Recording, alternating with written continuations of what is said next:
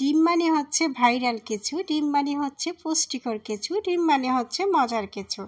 আর সেই ডিম যদি হয় মুরগির পেটের ভিতরের ডিম তাইলে তো আরও বেশি মজার। তো আজকে আমি মুরগির পেটের ভিতরের ডিম রান্না করব, সাথে ডিমের চামড়া আর হচ্ছে কলিজা। পুরো রান্নাটা দেখতে থাকুন বন্ধুরা, ভিডিও স্কিপ না করে। দূরে কাছে যেখান থেকে আমার ভিডিও দেখছেন প্রত্যেককে জানাচ্ছি আসসালামু আলাইকুম ওয়া রাহমাতুল্লাহ। তো এখানে আমার 3টা মুরগির ডিম আছে এবং সাথে কলিজা, আবার মুরগির মাথার মুকুট আর ডিমের চামড়া মিলিয়ে রান্নাটা করব। রান্না করার জন্য আমি চুলাতে একটি প্যান বসিয়ে দিয়েছি আর অল্প পরিমাণে সরিষা তেল দিয়েছি। রান্নাটা যদি মূলত আমি ডায়েটের ছাড়া করতাম তাহলে আরও বেশি তেল দিতাম, যতটুকু দিয়েছি তার থেকে ডবল দিতাম। এখন 3 ভাগের 1 ভাগ দিয়েছি আর 2 চামচ পরিমাণ পেঁয়াজ কুচি দিয়ে একটু নেড়েচেড়ে ভেজে নিচ্ছি। মূলত রান্নাটা স্বাস্থ্যসম্মত করে করার চেষ্টা করছি, আর হচ্ছে আমার 2 কন্যা খাবে, তাদের জন্য একটু তেল মরিচ কম দিলেই তারা খেতে পছন্দ করে, যেহেতু ছোট মানুষ। তো অনেকটা ভাজা হয়ে যাওয়ার পর এখানে আমি 1 চামচ পরিমাণ আদা বাটা, 1 চামচ পরিমাণ রসুন বাটা দিয়ে দিলাম, দিয়ে অল্প পরিমাণে ভেজে নিচ্ছি, মানে কাঁচা গন্ধটা দূর হওয়ার আগ পর্যন্ত ভেজে নেব। তারপর অল্প পরিমাণে পানি দিয়ে দিলাম। অল্প পরিমাণে পানি দিয়ে আমি বাকি মশলাগুলো দিয়ে দেব। এরকম মুরগির ভিতরে ডিম খেতে কে কে পছন্দ করেন, মানে মুরগিটা কাটার পর পেটের ভিতরে ডিম। তো এখানে দিয়ে দিলাম স্বাদ মতো লবণ, 1 চামচ পরিমাণ হলুদের গুঁড়া, 1.5 চামচ পরিমাণ মরিচের গুঁড়া, 1 চামচ পরিমাণ ধনিয়া গুঁড়া। সকল মশলার পরিমাণই আমি কম দিচ্ছি, 1 চামচ পরিমাণ জিরা গুঁড়া।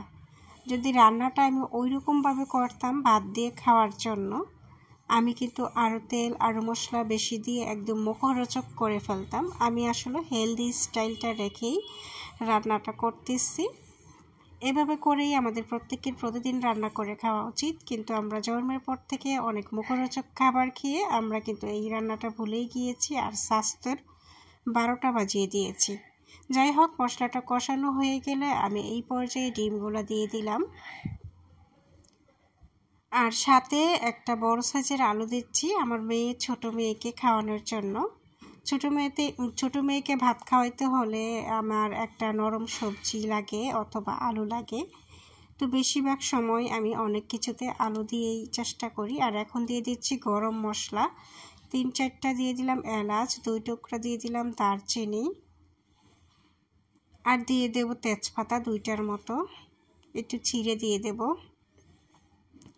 আবার গরম মশলাগুলো দিয়ে এবার ডিমের সাথে যেই পানিটা ছিল এই পানিটা উঠছে, এটা দিয়েই ভালোভাবে কষিয়ে নিচ্ছি। কষানোর পরে ঝোল দিয়ে রান্নাটা করে নেব। তো আপনারা যারা আমার ভিডিওটা ফেসবুক পেজ থেকে দেখছেন, অনুরোধ করছি ফলো দিয়ে সাথে থাকার জন্য।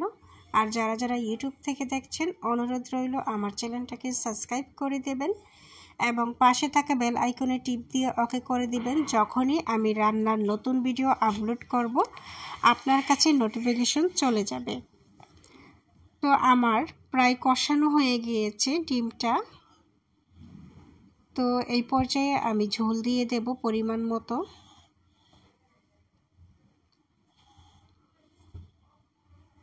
গরম পানি দিয়ে মূলত ঝোলটা দিয়ে দিয়েছি। পাশের চুলায় গরম পানি বসিয়ে দিয়েছিলাম, কারেন্টের চুলায় দিয়ে এখন রান্নাটা করে নেব যতক্ষণ পর্যন্ত না আলু ভালোভাবে সিদ্ধ হয়। আলু সিদ্ধ হলে এর মধ্যে কলিজা ডিম তো সিদ্ধই হয়ে যাবে, এখানে বেশি সিদ্ধ হওয়ার মতো কোনো কিছুই নাই।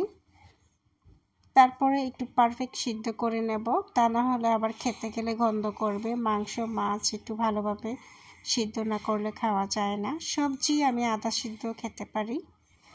তো যাই হোক বন্ধুরা, রান্নাটা প্রায় হয়েই এসেছে। আমার রান্নাটা কেমন হয়েছে কমেন্ট করে জানাবেন, এবং যারা নিজের স্বাস্থ্য নিয়ে সচেতন তারাই এই ধরনের রান্না ফলো করবেন। আর যারা স্বাস্থ্যের প্রতি সচেতন না, তারা হচ্ছে মুখরোচক খাবার খাবেন আর রোগ বানাবেন, নো প্রবলেম। আমরা বাঙালিরা একটা কাজ করি, নিজের সুস্থতার বার ডাক্তারের কাছে দিয়ে দেই, অসুস্থ হলেই ডাক্তার, কিন্তু একটাবারও ভাবি না যে সুস্থ থাকা অবস্থায় আমাদেরকে সুস্থ স্বাস্থ্যকর খাবার খেয়ে সুস্থ থাকতে হবে, এই চেষ্টাটা আমরা বাঙালিরা করি না। তো যাই হোক বন্ধুরা, খাবারটা আমি পরিবেশন করে নিলাম। আমার কাছে এরকম ন্যাচারাল কম মশলার রান্নার কালারটা বেশ ভালো লাগে। কার কাছে কেমন লেগেছে আমার রান্না অবশ্যই কমেন্ট করে জানাবেন। আর যারা যারা এতক্ষণ পর্যন্ত ধৈর্য ধরে আমার ভিডিওটা দেখেছেন অবশ্যই একটা সুন্দর মন্তব্য করে যাবেন, তাহলে আমি আপনার বাড়ি থেকে ঘুরে আসব।